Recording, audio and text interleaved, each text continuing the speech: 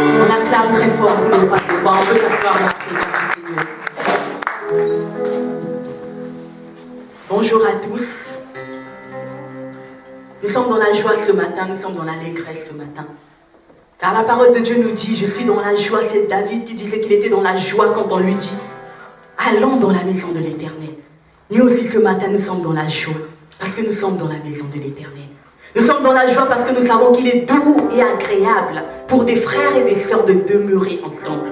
C'est là que l'Éternel déverse sa bénédiction et la vie pour l'éternité. Bien-aimé dans le Seigneur, tu as la vie pour l'éternité ce matin. Parce qu'il est doux et agréable pour nous de demeurer ensemble. Et le fait que nous demeurons ensemble, notre Dieu déverse ses bénédictions et la vie pour l'éternité. Amen. Je veux que tu salues ton frère et ta sœur. Que tu salues celui qui est à côté de toi. Et que tu lui dises qu'il a la vie pour l'éternité. On peut rester assis tout en saluant son frère. Tu as la vie pour l'éternité. N'oublie jamais cela. Tu as la vie pour l'éternité. Amen. Je veux dire à quelqu'un ce matin qui craint la mort. Quelqu'un ce matin qui a peur de mourir. À quelqu'un ce matin qui des fois nous sommes dans des voitures. Des fois tu es dans un taxi, tu es dans une voiture. Et quand il veut avoir un accident, tu as peur. Tu te dis, hey, non, je n'ai encore rien fait de ma vie. Je veux encourager quelqu'un, je veux dire à quelqu'un de ne pas avoir peur de la mort. Parce que tu as la vie pour l'éternité. Alors la mort est un gain pour toi. Amen. La mort est un gain pour toi. Parce qu'en mourant, tu vas aller retrouver celui qui t'attend. Amen. Alors ne crains pas la mort. Ne crains pas la mort. Le Seigneur te dit ce matin, n'aie pas peur de mourir. Ne crains pas la mort. Nous bénissons le Seigneur pour la vie de notre Père, l'évangéliste Prince Regan. Nous sommes tellement reconnaissants pour ce que le Seigneur fait dans sa vie.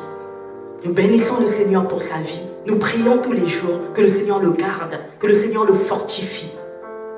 Amen. Parce que tenir quelque chose, c'est autre chose. Venir aussi, c'est autre chose.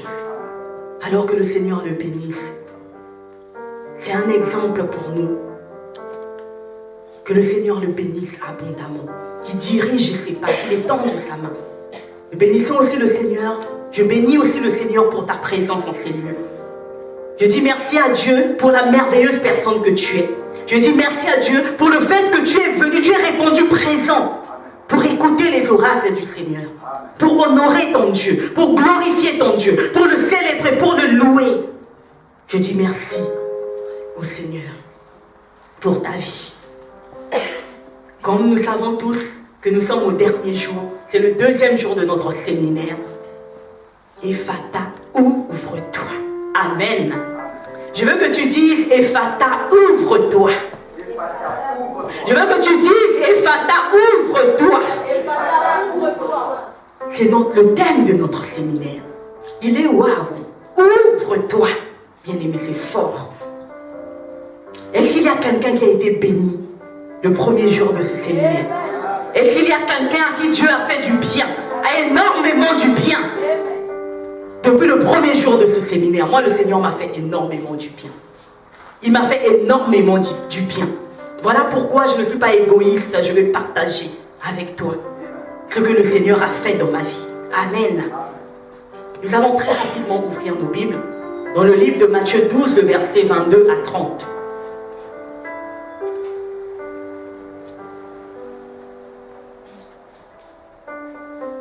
On se lève pour le respect de la parole de Dieu. Matthieu 12, versets 22 à 30. Je lis au nom du Seigneur. Alors on lui amena un démoniaque aveugle et muet. Et il le guérit, de sorte que le muet parla et voyait. Toute la foule étonnée disait, n'est-ce pas le fils de David? Les pharisiens ayant entendu cela dire, cet homme ne chasse les démons que par Belzéboul, prince des démons. Comme Jésus connaissait leurs pensées, il leur dit, tout royaume divisé contre lui-même est dévasté. Et toute ville ou maison divisée contre elle-même ne peut subsister. Si Satan chasse Satan, il est divisé contre lui-même. Comment donc son royaume subsistera-t-il? Et si moi je chasse les démons par Belzéboul, vos fils par qui les chasseront-ils? C'est pourquoi ils seront eux-mêmes vos juges. Mais si c'est par l'Esprit de Dieu que je chasse les démons, le royaume de Dieu est donc venu vers vous. Ou comment quelqu'un peut-il entrer dans la maison d'un homme fort, et piller ses biens, sans avoir auparavant lié cet homme fort? Alors seulement il pillera sa maison. Celui qui n'est pas avec moi est contre moi, et celui qui n'assemble pas avec moi disperse. Amen. On peut acclamer. Moi, on peut s'asseoir dans le nom du Seigneur. Je vais utiliser la version parole de vie. Ici, le français est plus facile. Ici, on comprend mieux. Je lis rapidement. Matthieu 10, 22 à 30.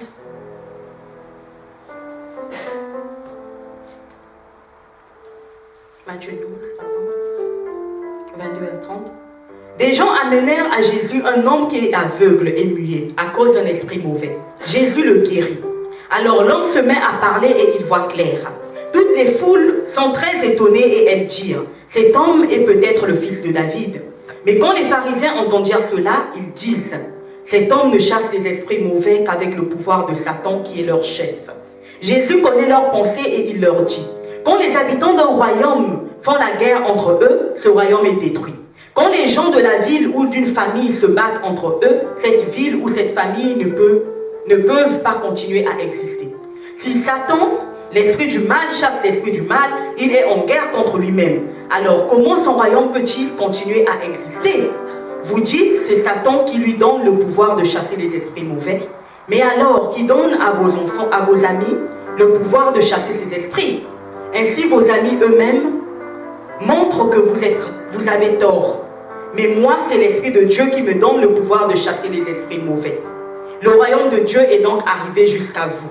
Quand quelqu'un veut entrer dans la maison d'un homme fort et prendre ses richesses, il doit d'abord attacher l'homme fort, alors il pourra tout prendre dans la maison. Celui qui n'est pas avec moi, c'est celui qui m'aide à rassembler. Celui qui n'est pas avec moi, celui qui ne m'aide pas à assembler le troupeau et le fait partir de tous les côtés. Amen. Je vais utiliser cette version. Elle est plus claire, comme j'ai lu tout à l'heure, plus compréhensible. Donc je disais, notre thème de ce matin, la suite de notre séminaire, c'est Ephata, ouvre-toi. Nous disons merci au Seigneur, nous avons énormément été enseignés, nous avons été édifiés. L'ancien Barnabas nous a enseigné sur beaucoup de choses. Il nous a parlé du pouvoir de la prière de la foi qui ouvrait le ciel. Il nous a parlé de celui aussi qui était muet, qui n'écoutait pas aussi, il était sourd, Et que le Seigneur a regardé que son problème était au niveau de son ciel. Nous avons été richement édifiés. Nous bénissons aussi le Seigneur pour la vie de l'ancien Barnabas qui nous a richement édifiés. Bien-aimés dans le Seigneur, ce thème est très important pour nous les chrétiens. Très important. Mais ce thème-là, il y a certains chrétiens qui ne veulent même pas entendre parler de ça, ou qui ne croient pas carrément à ça. Qui ne croient pas qu'il y a des portes qui peuvent être fermées dans leur vie. Il y a certains chrétiens qui croient au Seigneur Jésus-Christ. Ils ont accepté le Seigneur Jésus-Christ comme sauveur. Et on leur a enseigné que quand tu acceptes le Seigneur Jésus-Christ comme Seigneur et sauveur, tout est accompli dans ta vie. Donc tout marche dans ta vie, tout va bien dans ta vie. Donc pour lui, quand tout va bien dans sa vie, plus il a accepté le Seigneur comme Seigneur, Jésus-Christ comme sauveur et Seigneur, il ne peut pas avoir des problèmes. Amen. Il ne peut pas avoir des problèmes. Il se dit même que si quelque chose m'arrive, il trouve des raisons. Si celui-ci n'a pas marché, c'est parce que je n'ai pas bien réfléchi. Ce problème-là, s'il est arrivé à ce niveau, c'est parce que quelque part, je n'ai pas bien fait quelque chose. C'est parce que quelque part, je n'ai pas bien agi. C'est parce que quelque part, je n'ai pas bien parlé. C'est parce que quelque part, je n'ai pas bien étudié. C'est même, il revient aux examens. Il se dit, c'est peut-être parce que quelque part, je n'ai pas bien étudié. Ou que j'ai étudié, mais j'ai négligé une partie. Mais il ne croit pas que sa situation peut être spirituelle. Il ne croit pas que dans ce cas-là, ma situation-là, elle est spirituelle. Il ne croit pas à ça. Il se dit que ce sont des blablas. Il y en a même qui se disent que ce sont des inventions des blancs. J'ai lu en Afrique, il y a des parents qui le disent. Oh, vos démons là, les blancs ont inventé ça. Ce sont des inventions des blancs. Ce sont des blancs qui ont inventé pour nous distraire. Ils veulent nous ennuyer. Bien aimé dans le Seigneur, je veux te dire que ce sont des choses spirituelles. Je te dis ce matin qu'il y a des choses spirituelles. Ce sont des choses spirituelles. Et le spirituel existe. Les choses spirituelles sont vraies, bien-aimés dans le Seigneur. Ne te dis pas que cela n'existe pas. Ne te dis pas que comme papa ne croit pas à ça. Ne te dis pas. Ce sont des choses spirituelles. Ça existe. Et les choses spirituelles, on a besoin du spirituel pour se remettre seulement. Non. Et si tu es charnel, bien-aimé, tu ne pourras pas comprendre les choses spirituelles. Si tu es charnel, tu marches selon la chair. Être charnel, c'est marcher selon la chair. Marcher selon ses pensées. Marcher selon ses envies. Et non selon la Bible. Parce qu'une personne qui est spirituelle, ce n'est pas seulement une personne qui prie beaucoup. C'est aussi une personne qui marche selon la parole de Dieu. C'est une personne qui marche selon la Bible. Amen. Comme je disais, qu'il y a des gens qui ne croient pas en ce domaine. Qu'il y a des gens pour eux ce domaine n'existe pas. Qu'il y a des gens pour eux ce sont des blablabla. Mais je veux encore te rappeler aujourd'hui, ce matin, que bien aimé dans le Seigneur, dans ta vie, c'est le spirituel qui domine. Dans ta vie, tu es d'abord spirituel. C'est ton esprit qui domine. Bien aimé dans le Seigneur, ne néglige pas ton spirituel. Ne néglige pas ton esprit. C'est comme une porte d'une maison. Avant d'entrer dans le salon de la porte, avant d'entrer dans la cuisine, avant d'avoir accès à la douche, il faut d'abord ouvrir la porte principale. Donc tu n'ouvres pas la porte principale, tu n'entreras pas au salon. Je parle des appartements. Nous voyons ici des appartements qui n'ont qu'une seule porte d'entrée. La porte principale. Pas nos maisons du pays où il y a deux portes principales. Je parle des maisons qui n'ont qu'une seule porte principale. Avant d'avoir accès à la douche, avant d'avoir accès au salon, il faut d'abord ouvrir la porte principale. Si tu n'ouvres pas la porte principale, tu ne peux pas avoir accès au salon. Et ta porte principale, c'est ton esprit. La porte principale, ta porte principale à toi, ma porte principale à moi, c'est mon esprit. Voilà pourquoi il faut d'abord que ton esprit marche. Il faut d'abord que ton esprit là-bas tout soit ouvert. Il faut d'abord que spirituellement tout aille bien. Il faut d'abord que spirituellement tu sois au paix. Si tu n'es pas au paix spirituellement, bien-aimé, tu ne pourras pas avoir accès à d'autres portes. Si spirituellement ça ne va pas, tu ne pourras pas avoir accès à d'autres portes. Si ta porte spirituelle est fermée, ta porte des finances aussi ne marchera pas.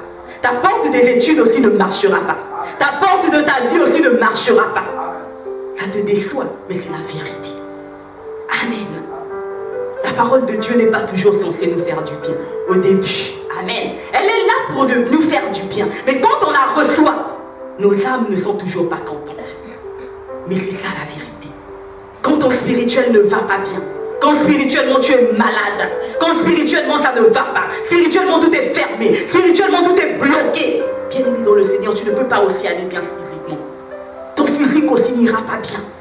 On expliquera comment ton physique aussi n'ira pas bien. On va avancer. Amen. Voilà pourquoi le thème de notre séminaire, c'est ouvre-toi. Nous sommes à la fin du mois. Nous allons bientôt commencer avec l'école. Nous sommes étudiants. Nous sommes venus ici pour étudier. Nous ne sommes pas venus ici pour échouer. Nous ne sommes pas venus ici pour accompagner les autres. Voilà pourquoi nous avons intitulé ce séminaire ouvre-toi. Là où tu payais tout le temps pour passer. Là où tu n'arrivais pas à valider tes examens. Là où tu n'arrivais pas à étudier. Là où tu te disais que c'est normal pour moi. Moi j'ai toujours mal à la tête quand j'ouvre mon cahier. Moi je suis toujours fatigué quand il s'agit de cette matière. Mais c'est ta matière de base. Tu sais très bien que cette matière-là, si je ne la valide pas, je paye. Mais tu es toujours fatigué quand il s'agit de la lire. Ça doit s'ouvrir. Raison pour laquelle nous allons intituler cela ouvre-toi. Ça doit s'ouvrir. J'ai dit plus haut qu'il y a des gens qui ne croyaient pas. Pour eux, franchement, ce sont des blabla. Pour eux, franchement, ça n'existe pas. Ce sont des choses inventées par des plans. Mais je veux te dire que ce sont des choses qui existent. Pourquoi elles existent? Bien aimé dans le Seigneur, notre Dieu ne nous a pas créés pour la souffrance. Le Seigneur Jésus-Christ ne nous a pas créés pour la maladie. Le Seigneur Jésus-Christ ne nous a pas créés pour la pauvreté. Il dit dans sa parole que de riche qu'il était, il s'est fait pauvre afin que nous puissions nous enrichir. Ça veut dire que lui, il s'est fait pauvre et il t'a donné sa richesse. Il ne t'a pas créé pour la pauvreté. Il ne t'a pas créé pour la misère. Il ne t'a pas créé pour la souffrance. Nous avons tout en lui. Il t'a créé pour l'abondance. Il t'a créé pour vivre librement, calmement, paisiblement. Il ne t'a pas créé pour la maladie. Par ses meurtrissures, nous sommes guéris. Il ne nous a pas créé pour la maladie. Il ne nous a pas créé pour la pauvreté. Il ne nous a pas créé pour la misère. Il ne t'a pas créé pour que tu sois opprimé. Non. Il ne t'a pas créé pour que tu sois oppressé. Non. Il y a des gens ici, bien-aimés dans le Seigneur. Tu es là, tu marches la journée. La journée, tout va bien. Mais quand tu es seul dans ta chambre, quand tu arrives dans un endroit où tu es calme, tu pleures à l'intérieur. Tu as des remords à l'intérieur. Ça ne va pas à l'intérieur. Tu as des problèmes. Tu penses toujours à ton passé. Il y a des gens qui ont eu à faire du mal aux autres. Ou il y a des gens à qui on a fait mal. Mais quand tu es seul, tu pleures, tu cries, tu as besoin d'aide. Tu sens que ça ne va pas à l'intérieur de toi. Tu sens que quand tu es tranquille, tu n'as pas la paix. Tu peux sourire, mais tu n'as pas la paix. Tu peux avoir l'argent, mais tu n'as pas la paix. Tu sens que tu as besoin de quelque chose. Le Seigneur ne t'a pas créé pour ça. Il ne t'a pas créé pour les pleurs à tout moment. Il ne t'a pas créé pour la souffrance. Il ne t'a pas créé pour les remords. Il ne t'a pas créé pour que tout n'aille pas bien dans ta vie. C'est faux. N'accepte pas cette condition-là. N'accepte pas ce que le diable te dit. N'accepte pas cela, mon frère. Il ne t'a pas créé pour cette condition. Mais souvent, quand on se retrouve dans cette condition-là, on se dit que c'est normal. On se dit que c'est normal pour moi. C'est normal de me retrouver comme ça. C'est normal que je sois comme ça. Il y a même des gens qui ont honte d'eux. Tu as honte de ta personne. Tu as honte de qui tu es. Surtout pour les filles. Je veux m'adresser à toi ce matin. La parole de Dieu dit que si quelqu'un est en Christ, cette personne est une nouvelle créature. Les choses anciennes sont passées. Voilà, toutes choses sont devenues nouvelles. C'est de toi qu'on se moque. Il y a certains même qui se disent, celle-là qui ne l'a pas connue. Celle-là, tout le monde l'a connue. On te traite de tous les mots. On dit tout ce qu'on veut sur toi. On te donne tous les noms du monde. Bien-aimé, si quelqu'un est en Christ, cette personne est une nouvelle créature. Tout ce qui est passé, c'est du passé. Toutes les choses que tu vis sont devenues nouvelles pour toi. Ne te dis pas que c'est normal, non. Refuse cette condition-là. Refuse cette condition-là. Arrête de pleurer dans ton cœur. Arrête de gémir tous les soirs. Arrête de crier tous les soirs. Des fois, tu n'as même plus besoin de parler pour que les larmes sortent. Parce que ça va mal. Mais ce matin, bien-aimé dans le Seigneur, je te dis que ce matin, il faut que cette porte-là s'ouvre dans ta vie. Il faut que tu sortes de cette condition-là ce matin. Tu n'es pas venu ici pour accompagner les autres. Tu n'es pas venu ici pour regarder les autres. Il faut que tu sortes de cette condition-là ce matin. Bien-aimé dans le Seigneur. Il faut que tu sortes de cette condition. J'avais dit que l'esprit était la porte principale. Ta porte principale à toi, ma porte principale à moi. Et qu'on n'avait pas accès à la douche, on n'avait pas accès au salon si on n'ouvrait pas d'abord la porte principale. À moins que tu me dises que tu es un voleur. Parce qu'il n'y a que les voleurs qui entrent par la fenêtre. Dans des maisons, le propriétaire de la maison ne peut pas entrer par la fenêtre. Il a les clés de sa maison. Il entre par la porte principale. Mais ce sont les voleurs qui entrent par la fenêtre. Nous ne sommes pas les enfants du voleur. Je veux que tu dises à ton voisin que tu n'es pas enfant du voleur. Le voleur ne t'a pas donné le pouvoir de devenir son enfant. Non. C'est Jésus-Christ qui nous a donné le pouvoir de devenir les enfants de Dieu. Et nous sommes les enfants de Dieu. Nous sommes les enfants de lumière. Voilà pourquoi nous devons prier. Il nous appelle à prier. Nous ne sommes pas les enfants du voleur. Nous n'entrons pas par les fenêtres. Nous entrons par la porte. Quand nous avons dit que si spirituellement ça ne va pas, ta porte est fermée, ta porte est bloquée. Bloquée par quoi? Bloquée par qui? C'est ce que nous allons voir plus haut. Parce qu'il y a des portes qui ne sont pas bloquées volontairement. Tu n'as pas voulu que cette porte soit bloquée. Tu n'as pas décidé, tu n'as pas désiré bloquer cette porte. Mais elle a été bloquée. Sans ton consentement, pardon. Elle a été bloquée sans que tu ne veuilles, sans que tu n'aies décidé que la porte soit bloquée. Mais elle a été bloquée par quelqu'un. Nous avons lu dans le livre de Matthieu 12, le verset 22. Quand nous lisons, qu'est-ce que la Bible nous dit? La Bible nous dit qu'en emmenant à Jésus-Christ, bien aimé, suis bien, en amenant à Jésus-Christ un démoniaque aveugle et muet. On s'arrête par là pour le début. On emmène à Jésus-Christ un démoniaque aveugle et muet. C'est quoi un aveugle? Un aveugle est une personne qui a perdu l'usage de la vue. Il ne voit pas. C'est ça un aveugle. Pour plus de précision, nous allons lire dans le livre de Matthieu 6, le verset 22. Nous lisons rapidement.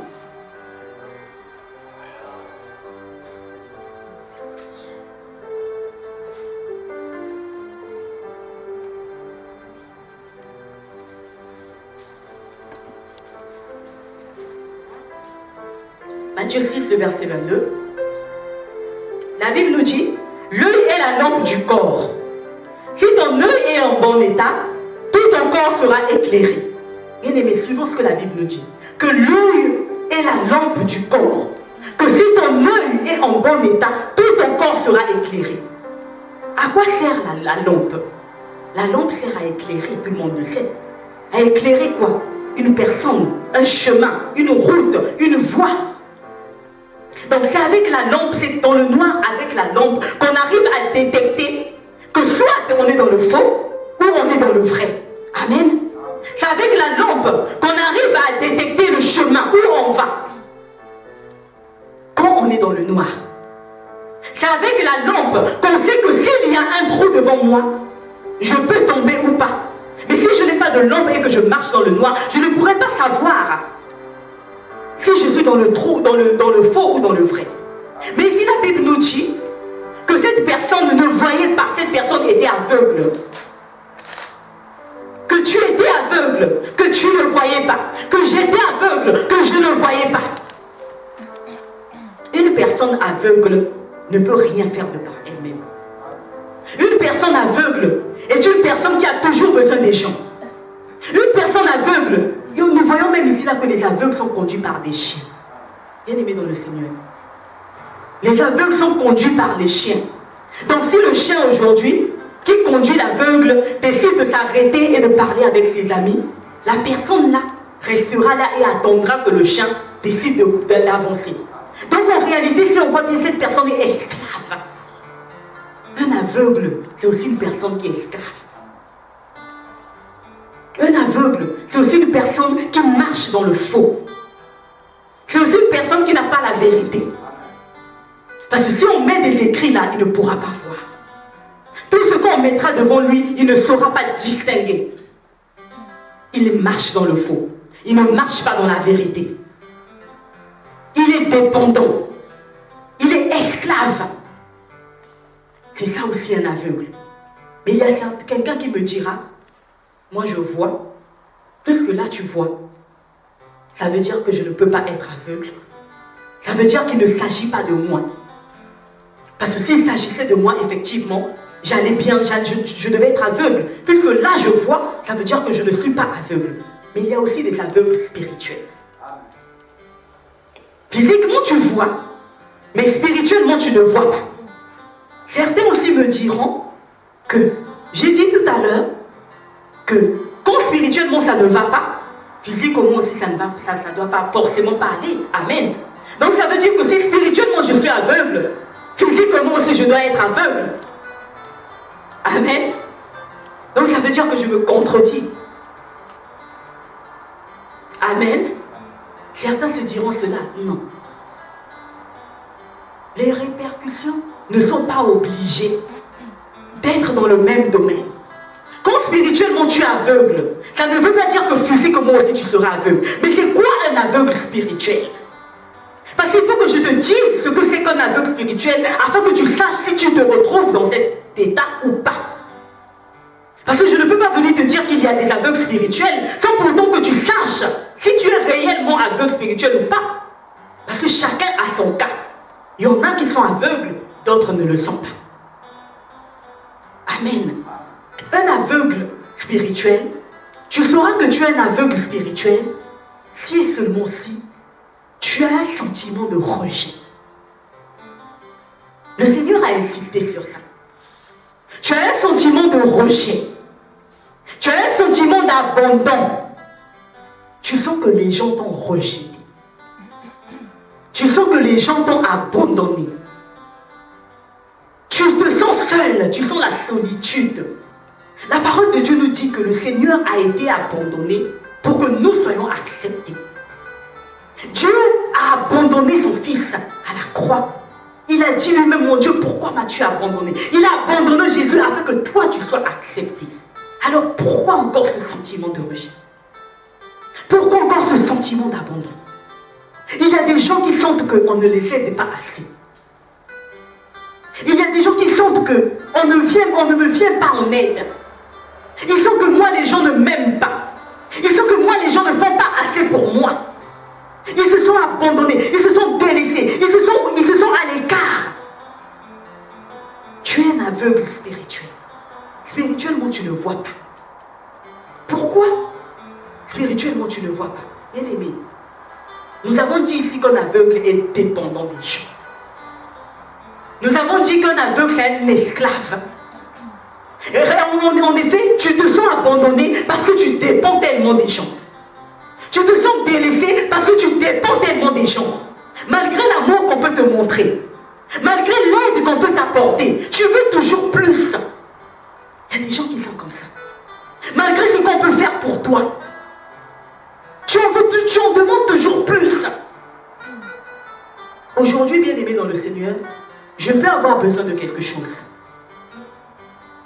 Dans un magasin, je me réveille le matin, je vais faire ma course. Mais si j'ai encore besoin de quelque chose d'autre, un frère à moi ou une soeur à moi peut faire la course pour moi.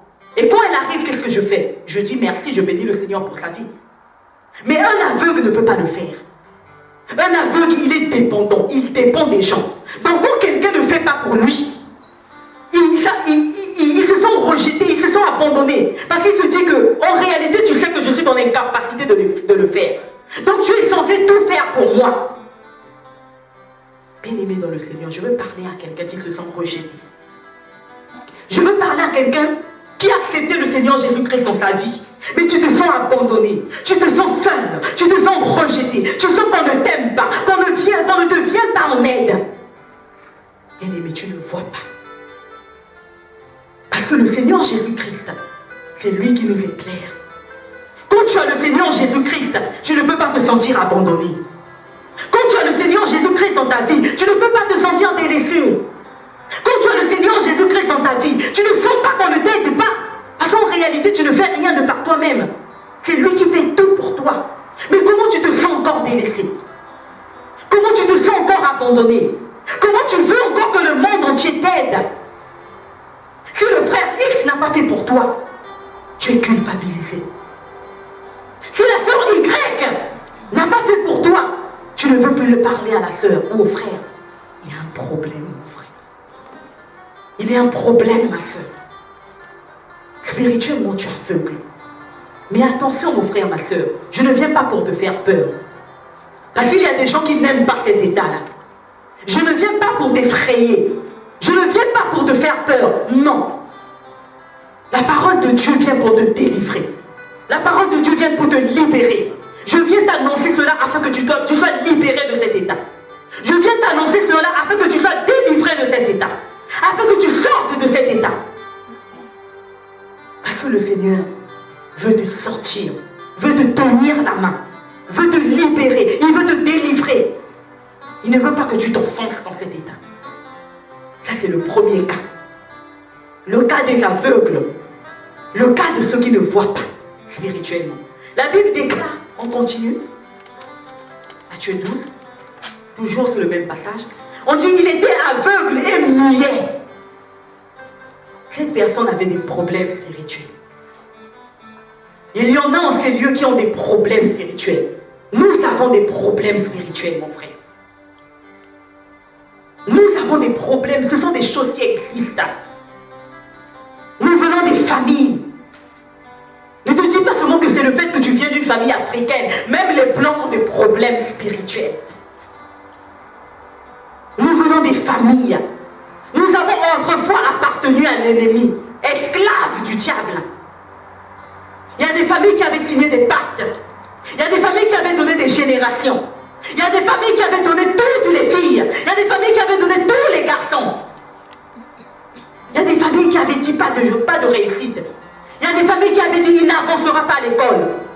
Il y a des familles qui avaient dit il va étudier, mais il sera dans la débauche. Il vivra dans la débauche, dans l'impudicité. On t'avait livré, on t'avait donné. Ce n'est pas de ta faute. Mais le Seigneur Jésus-Christ, dans son amour, te délivre, te sort. Mais il faut que tu sois conscient de cela. Que tu cries. Que tu lui demandes d'ouvrir pour toi ses portes. Cet homme aveugle et muet.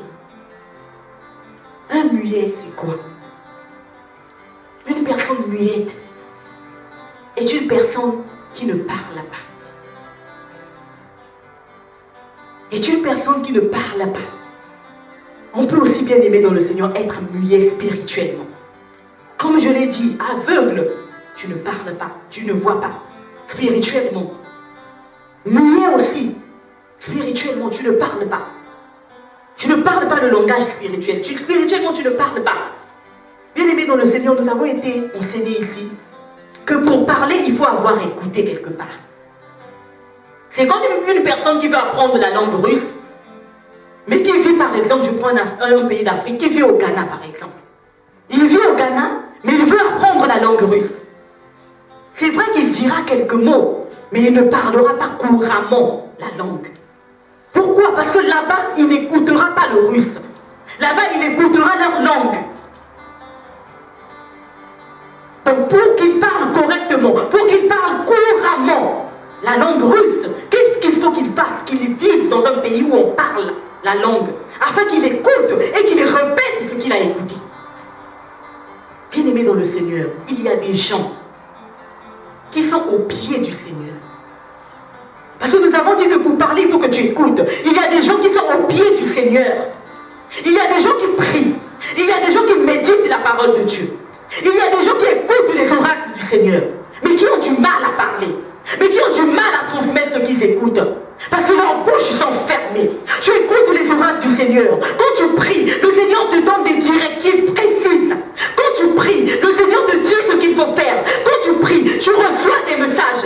Mais tu as l'incapacité de transmettre cela. Tu es un aveugle. Tu es muet, pardon. Bien-aimé dans le Seigneur, il y a des muets. Tu n'arrives pas à parler quand il s'agit de parler pour les choses de Dieu. La Bible déclare de faire de toutes les nations les disciples. Mais quand il s'agit de toi, tu sens que tu as du mal à transmettre le message. Tu sens que tu commences à bégayer. Tu sens que ta bouche est lourde. Tu n'arrives même pas à dire Jésus t'aime à ton frère. Tu n'arrives même pas à dire Jésus te sauve à ta soeur. La soeur qui est à côté de toi. Le frère qui est à côté de toi. Tu n'as jamais parlé de Jésus à lui, à ton frère ou à ta soeur. Mais tu pries. Mais tu jeûnes. Mais tu cherches le Seigneur tous les jours. Mais dans les capacités de transmettre ce que tu écoutes, de transmettre les oracles du Seigneur à ton frère ou à ta soeur. Bien-aimé dans le Seigneur, tu es dans le cas de cette personne. Tu es muet. Tu n'arrives pas à parler. Tu n'arrives pas à ouvrir la bouche. Pour toi, bien-aimé dans le Seigneur, dont le Seigneur a dit que tu réussiras par-ci, par-là, mais quand tu arrives dans ce domaine, tu n'arrives pas à parler.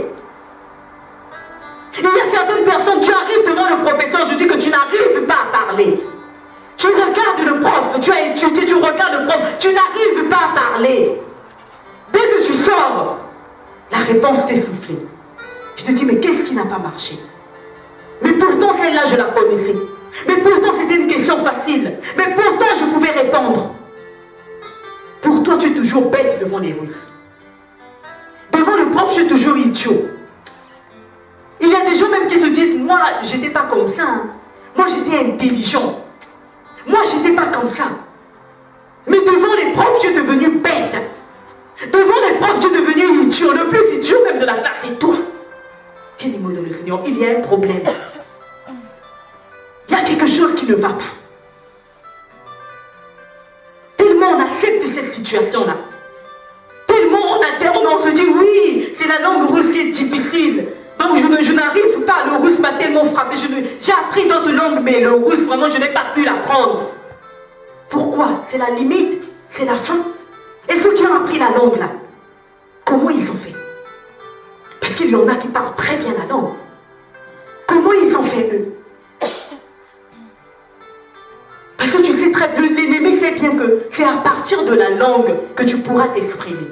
C'est à partir de la langue que tu pourras vivre ici. Parce que si tu ne parles pas la langue, comment tu vas vivre ici? Comment tu vas parler? Comment tu vas te défendre? Comment tu vas avancer?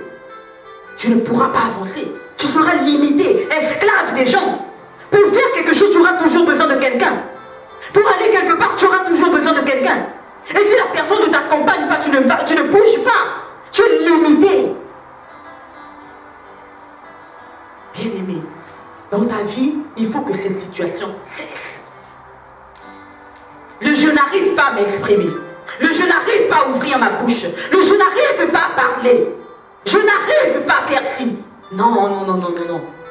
Ceux qui ont parlé avant toi ne sont pas des personnes différentes de toi. Ne sont pas des anges. Ne sont pas des personnes différentes de toi. Non, ce sont des hommes comme toi. Et de sur quoi tu es rempli du Saint-Esprit. Le Saint-Esprit qui connaît toutes les langues. Qui enseigne tout. Cette personne-là n'arrivait pas à s'exprimer. N'arrivait pas à parler. Ne voyait pas. Limité, esclave. Dans ma version parole de vie, qu'est-ce qu'on me dit? Que cette personne, pourquoi elle ne parlait pas? Pourquoi elle ne voyait pas? C'est parce qu'elle était possédée par un démon. Donc en réalité, ce qu'on trouvait normal n'était pas normal. Bien aimé, ce que tu trouves des fois normal dans ta vie n'est pas normal. Ce que tu trouves des fois normal dans ta vie n'est pas normal.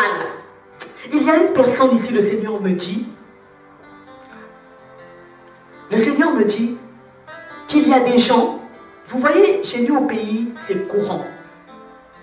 Il y a des parents qui travaillent, qui se font l'argent de par leur enfant. Il y a des familles qui sont riches de par quelqu'un.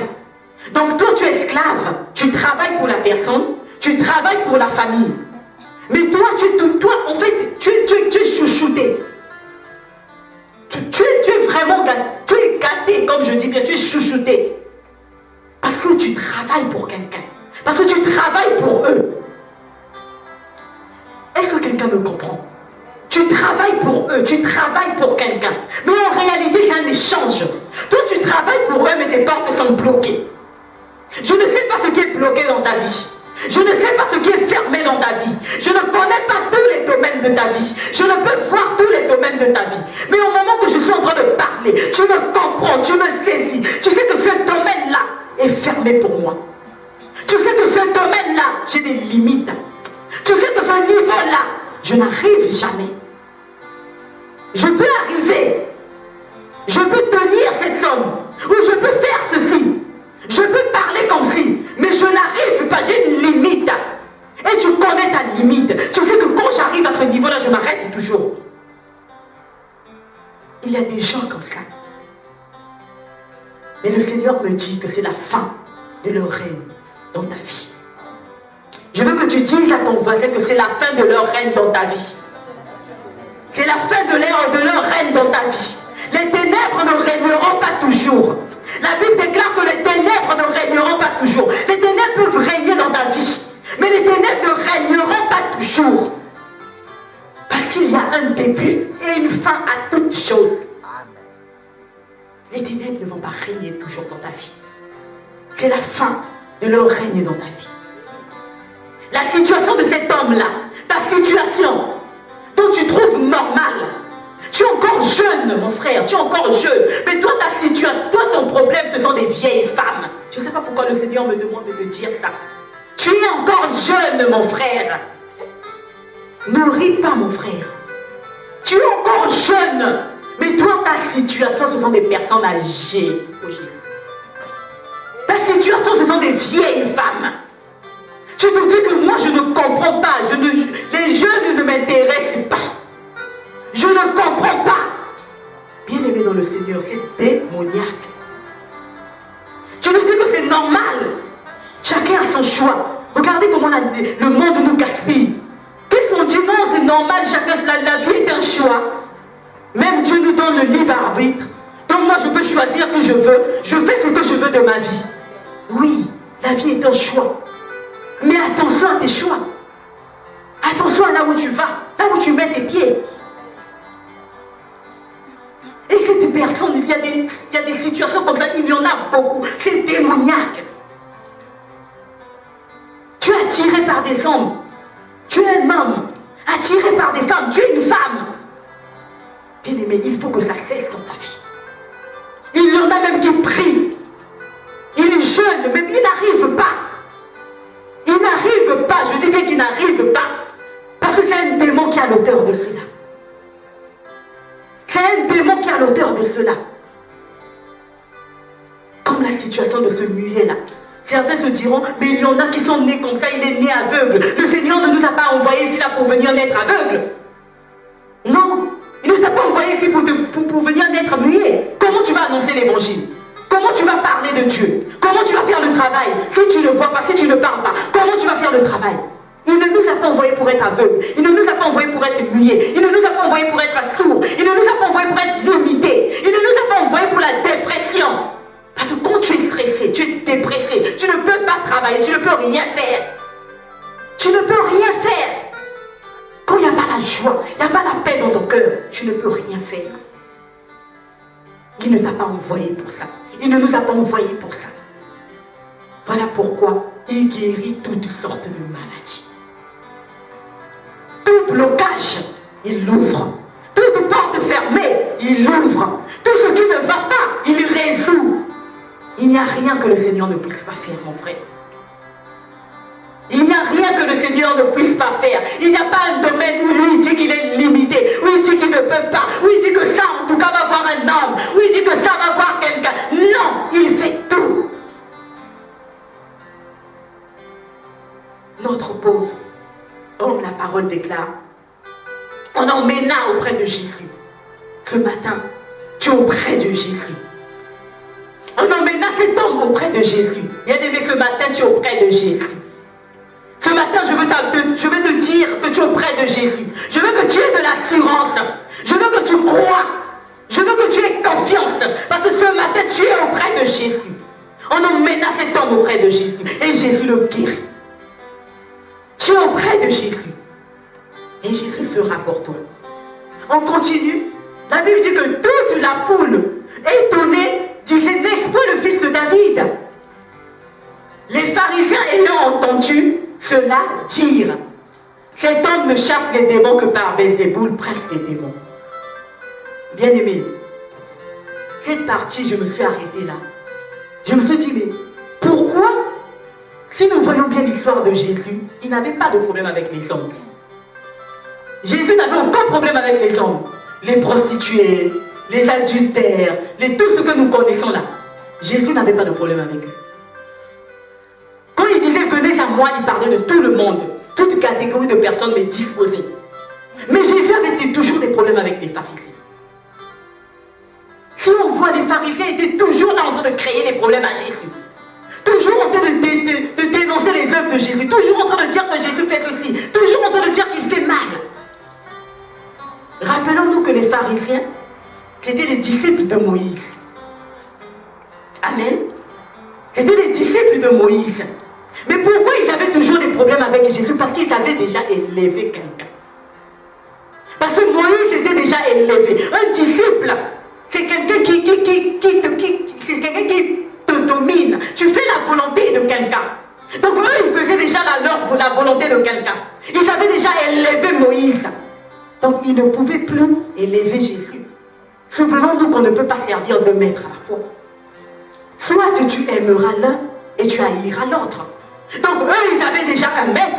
Ils avaient déjà Moïse. Ils avaient déjà quelqu'un. Ils ne pouvaient plus élever Jésus. Bien-aimé dans le Seigneur, qu'est-ce qui prend la place dans ta vie? Qu'est-ce que tu as élevé dans ta vie? Il y a des gens qui ont élevé des choses dans leur vie. Il y a des gens dont des choses sont des priorités dans leur vie. Moi, ma priorité, c'est mon père. Ma priorité, c'est ma mère. Ma priorité, ce sont mes études. Ma priorité, c'est l'argent. Ma priorité, c'est la célébrité. Ma priorité, c'est le match vu. Ma priorité, c'est qu'on m'acclame. Qu'est-ce que tu as mis devant? Qu'est-ce que tu as élevé en dehors de Jésus? Quand on parle d'ouvrir, c'est dans tous les domaines. Il faut aussi que cela quitte ta vie. Ce que tu avais priorisé, ce que tu avais mis devant, quitte ta vie, par derrière, afin que Jésus prenne la place. Il y a des choses qu'on élève, il y a des personnes qu'on élève, il y a des gens qui prennent la place du Seigneur, il y a des priorités. Il y a même des gens, tu es en train de prier, tu es concentré dans la prière, mais que tu regardes l'appel, c'est peut-être de l'argent, tu abandonnes la prière, tu réponds à ton appel. Ça montre carrément la place que tu donnes à Dieu. Il y a des gens, tu es en train de prier, tu regardes seulement, donc tu sens qu'une idée te vient en tête. Et mais il y avait un tel, tu laisses ce que tu t'entends, tu laisses la prière que tu fais pour aller vaquer à une occupation. Ça montre carrément l'importance que tu donnes à la prière. Ça montre la valeur que toi tu donnes à la prière. Ça montre ta priorité en réalité. Eux, ils avaient déjà mis Moïse, ils avaient déjà élevé Moïse. Moïse était déjà élevé dans leur vie. Qu'est-ce qui est élevé dans ta vie? Essaie de réfléchir, essaie de voir. Qu'est-ce qui est élevé dans ta vie? Qu'est-ce que tu priorises? Est-ce le travail de Dieu? Est-ce tes études? Est-ce ta famille? Est-ce Dieu? Est-ce le mariage? Est-ce l'argent? Qu'est-ce que tu priorises dans ta vie?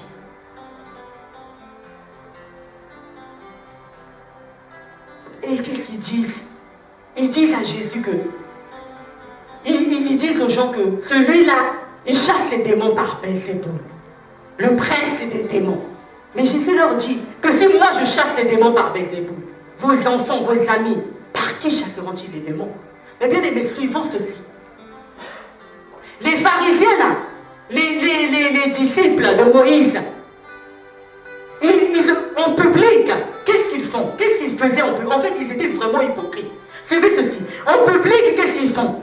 Ils disent que Jésus-Christ chasse les démons par Belzéboul. Mais souvenons-nous dans le livre de Jean 3, on va le lire rapidement.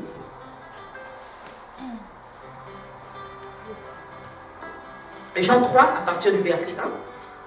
Mais il y eut un homme d'entre les pharisiens, nommé Nicodème, un chef des Juifs, qui vint lui auprès de Jésus de nuit et lui dit, Rabbi, nous savons que tu es un docteur venu de Dieu, car personne ne peut faire ces miracles que tu fais si Dieu n'est avec lui. Bien aimé, celui-là c'est Nicodème. On dit un chef des Juifs, il était docteur de la loi de Moïse.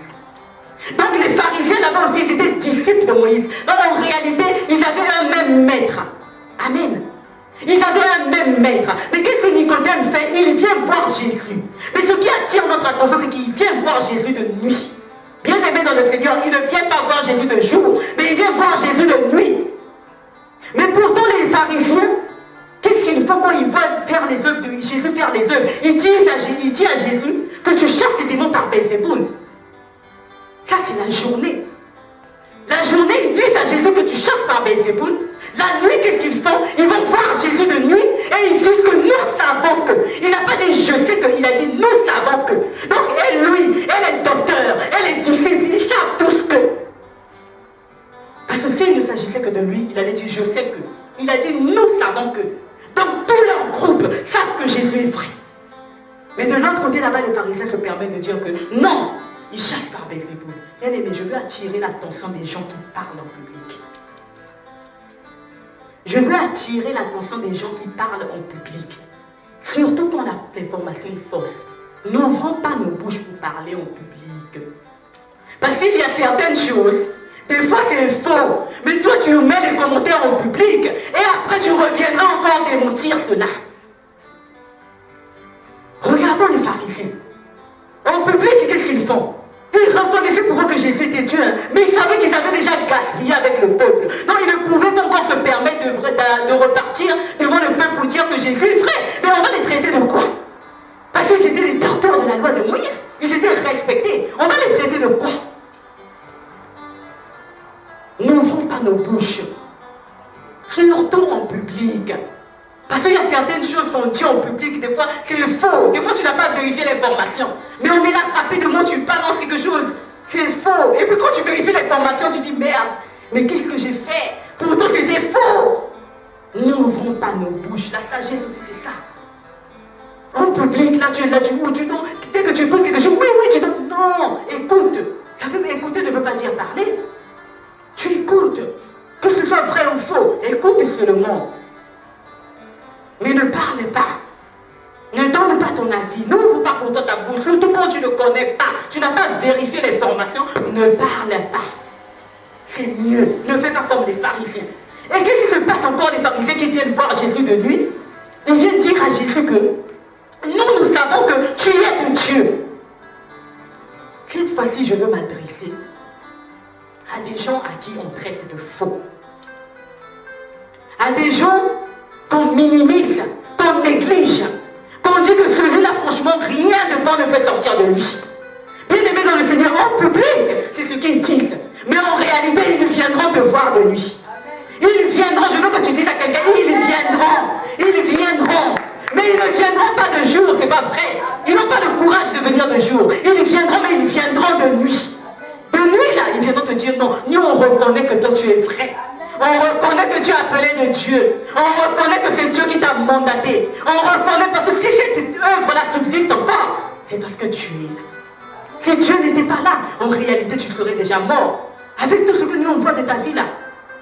Tu souffres, tu ne manges pas, tu fais ce on reconnaît pour nous que tu es de Dieu. Ils viendront, mon frère, ils viendront. Attends-les, ils viendront. Mais ils ne viendront pas de jour. Non, ne t'attends pas à ce qu'on t'acclame de jour. Ne t'attends pas à ce qu'on te dise de jour que vraiment, mon frère, je reconnais que tu pries pour toi. Hein. Je reconnais que tu as changé. Hein. Ne n'attends pas ça de jour. Parce que de jour, ils ne viendront pas. Mais ils viendront de nuit. Ils reconnaissent cela. Ils reconnaissent que tu es de Dieu. Parce qu'ils voient ta vie. Tu tombes, tu te relèves. Tu tombes, tu te relèves. Mais eux, des fois, ils tombent, ils n'arrivent pas à se relever. Mais toi, c'est le Seigneur qui te relève.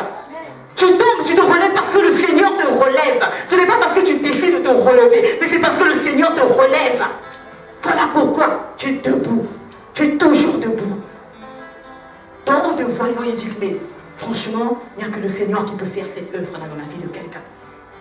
Il n'y a que le Seigneur qui peut faire cette œuvre-là. Donc, attends-les. Je te dis bien qu'attends-les. Je ne sais pas, mais je veux que le Seigneur insiste. Attends-les, ils viendront te voir. Mais ils viendront de nuit. Moi, je m'attends à eux, mais de nuit. Amen. On avance, on revient sur notre passage.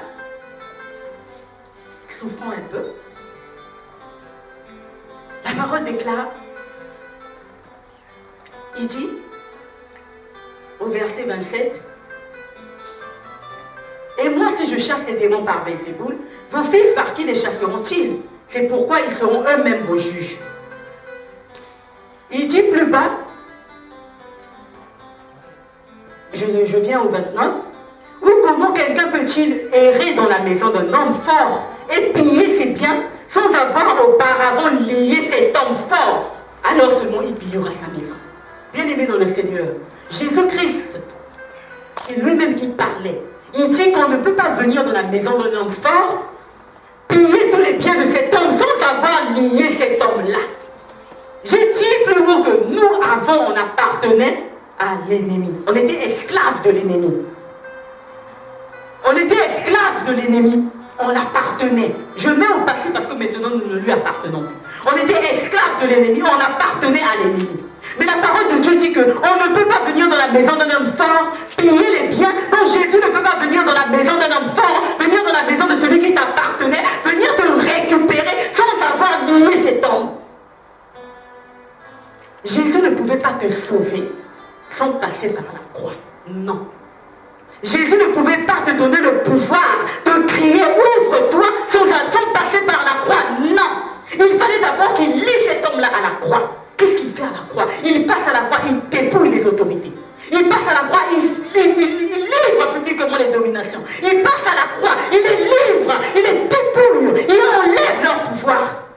C'est ce qui te donne le pouvoir, toi, de crier maintenant ouvre-toi. Parce que sans le pouvoir, sans ce que Jésus avait fait là, tu pouvais crier ouvre-toi, mais rien ne pouvait se passer. L'homme fort est là. Il n'est pas attaché. Toi tu cries ouvre-toi, mais tu le regardes, en plus tu le vois comme ça. Mais tu ne peux rien faire. Mais il est attaché. Il te dit, il est attaché. Rentre et prends. Donc tu rentres librement, tu prends. Des fois, quand on était petits, on n'était pas trop intelligents. On n'était pas trop intelligents. Excusez-moi pour ce terme. Des fois, tu es avec ton père ou ta mère. Il y a un chien qui est même attaché. Hein. Vous rentrez dans une parcelle, on te dit rentre. Tu as tellement peur. Tu dis non, je veux rentre. Non, papa est là, il te dit rentre, le chien va rien te faire. Mais toi tu as peur, donc tu trembles même. Non, il est là, entre. C'est ce que nous on fait avec le Seigneur.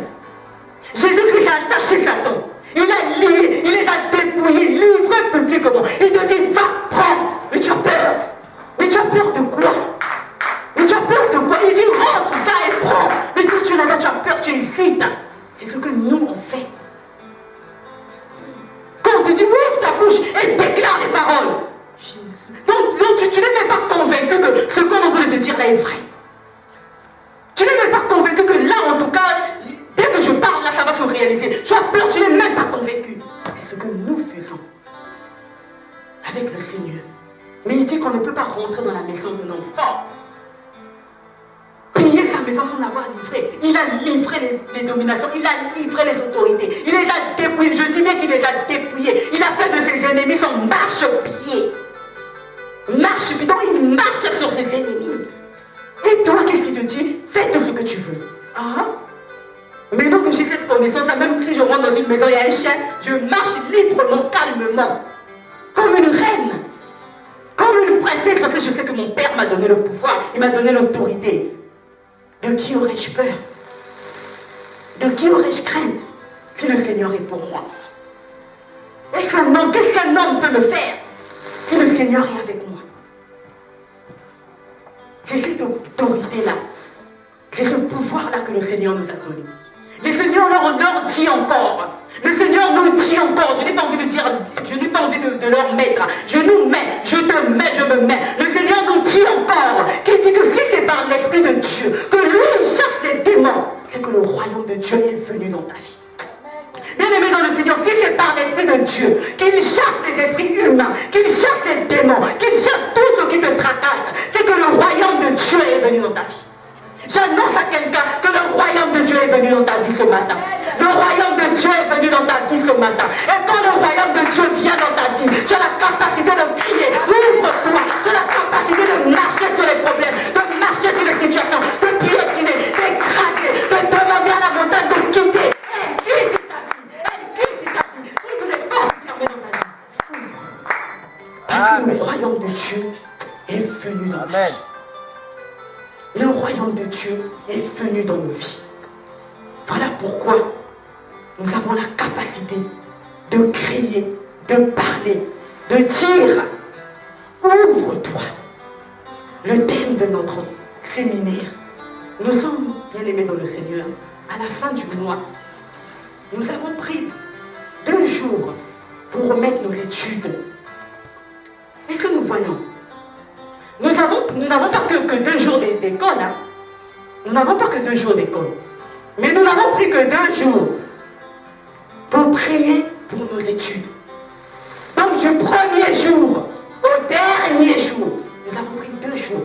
Nous remettons le premier jour et nous remettons le dernier jour. Mais nous savons très bien que nous n'avons pas que 2 jours. Mais nous représentons les 2 jours-là comme le premier et le dernier jour. Le premier jour où nous mettrons les pieds à l'école et le dernier jour de ton année. Nous avons pris ce temps-là pour prier pour ça. Tout ce que tu as vu cette année, tu ne veux plus revoir. Quand tu arrives, le prof te chasse, tu ne veux plus revoir ça. Quand tu te réveilles le matin, toujours fatigué, la lenteur, tu ne veux plus revoir ça.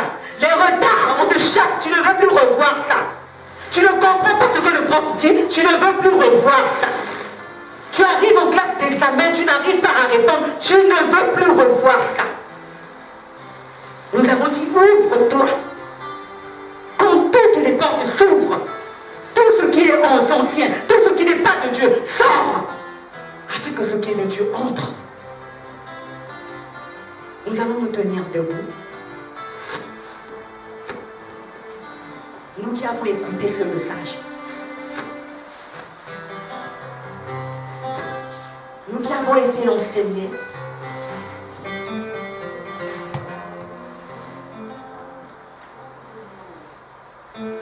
nous qui avons été enseignés, nous sommes le dernier jour de notre séminaire. Le dernier jour de notre séminaire, c'est aujourd'hui, mon frère, ma soeur. Le dernier jour de notre séminaire, c'est aujourd'hui.